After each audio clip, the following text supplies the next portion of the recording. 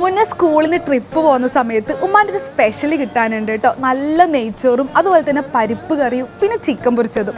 ആ ചിക്കൻ ഫ്രൈക്ക് വേണ്ടിയിട്ട് സത്യം പറഞ്ഞാൽ വെയിറ്റിംഗ് ആണ് കേട്ടോ. കാരണം അന്നൊക്കെ ആ ചിക്കൻ ഫ്രൈ എന്ന് പറയുന്നത് അത്രയും സ്പെഷ്യലാണ്.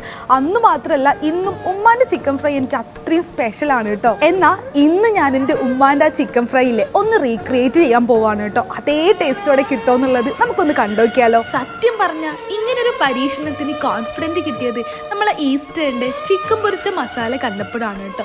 ആ ചിക്കനിലെ നല്ല ഈസ്റ്റേണിൻ്റെ മസാലയും അതുപോലെ തന്നെ ഇഞ്ചി വെളുത്തുള്ളി പേസ്റ്റും അതുപോലെ തന്നെ കുറച്ച് തൈരും യൂസ് ചെയ്ത് നന്നായിട്ട് അങ്ങോട്ട് മിക്സ് ചെയ്ത് പിന്നെ ഒരു അരമണിക്കൂർ അങ്ങോട്ട് ഫ്രിഡ്ജിൽ വെച്ചിട്ട് പിന്നെ നല്ല ചൂടായ എണ്ണയിൽ അങ്ങോട്ട് ഇട്ട് പൊരിച്ചെടുത്താൽ മതി. എൻ്റെ കൂടെയും എൻ്റെ ഉമ്മാൻ്റെ കൂടെയൊക്കെ 40 വർഷമായിട്ട് ഈസ്റ്റേൺ ഉള്ളപ്പോൾ പിന്നെ നമ്മൾ എന്ത് പേടിക്കണം അല്ലേ?